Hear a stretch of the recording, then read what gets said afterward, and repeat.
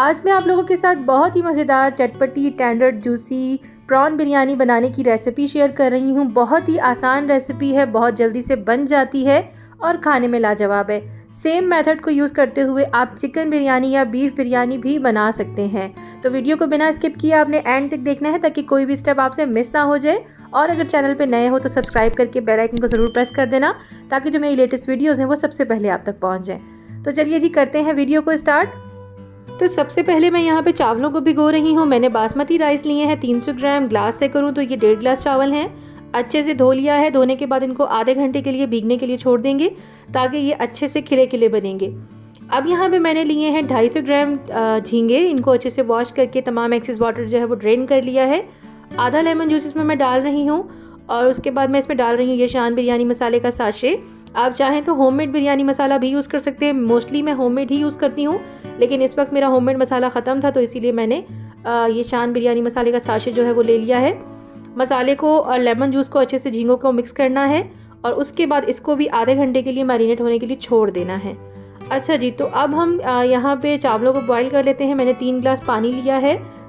तो अब मैं इसमें डाल रही हूँ 2 तेज़ पत्ते, 2 बड़ी इलायची हैं, 8 से 10 दाने मेरे पास काली मिर्चों के हैं, 2 दालचीनी की स्टिक्स हैं और जावित्री का 1 फूल है, आधा जायफल है मेरे पास और 1 मेरे पास स्टार फूल है और 4 से 5 दाने लौंग हैं और आधा चाय का चम्मच ज़ीरा है।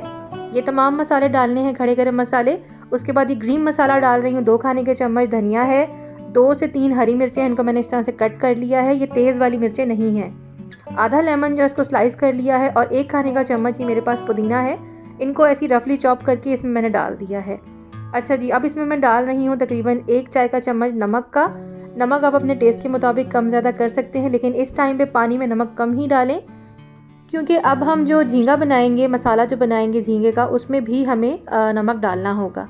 अच्छा जी, तो यहाँ पे पानी जो है वो उबल चुका है और तमाम जो मसालों का जो खुशबू है, टेस्ट है, वो पानी में अच्छे से आ चुका है। अब जो मैंने चावल आधा घंटा पहले भिगो के रखे थे वो चावल मैंने इसमें डाल दिए हैं। चावल डालने के बाद इसको अच्छे से मिक्स करना है। मिक्स करने के बाद आपने इसको यहाँ पे इतना कुक करना है कि जो आपके चावल हैं वो 75% कुक हो जाएं और 25% जो है वो कुक ना हो। तो देखिए यहाँ पे जो मेरे चावल हैं वो तकरीबन 75% कुक हो चुके हैं।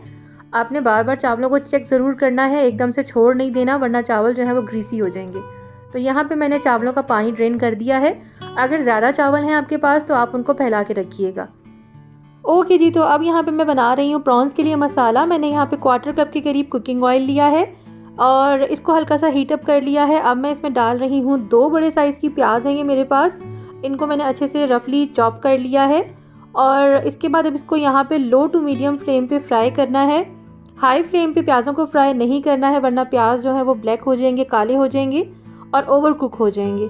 तो देखिए प्याज जो है वो मेरे तकरीबन 3 से 4 मिनट में ही अच्छे से गोल्डन हो चुके हैं। थोड़े से प्याज मैं निकाल रही हूँ गार्निशिंग के लिए। बाकी जो मेरे प्याज बचे हैं उसमें मैं डाल रही हूँ 1 खाने का चम्मच अदरक लहसुन का पेस्ट है। दरदरा कुटा हुआ है ये, बिल्कुल बारीक पेस्ट नहीं है ये। अब इसको यहाँ पे कुछ सेकंड्स के लिए फ्राई करना है ताकि जो अदरक लहसुन है उसका कच्चापन ख़त्म हो जाए और ये जो मसाला है ये अच्छे से यकजान हो जाए। अच्छा जी, तो अब मैं इसमें डाल रही हूँ 1 बड़े साइज़ का टमाटर। इसको मैंने इस तरह से स्लाइसिस में कट कर लिया है। टमाटर डालने के बाद इसको इतना फ्राई करना है कि जो टमाटर हैं वो हल्के हल्के से सॉफ़्ट होना स्टार्ट हो जाएं। जब टमाटर हल्के से सॉफ़्ट हो जाएंगे तो मैं इसमें डाल रही हूँ आधा कप भर के मैंने इसमें डाल दिया है दही का।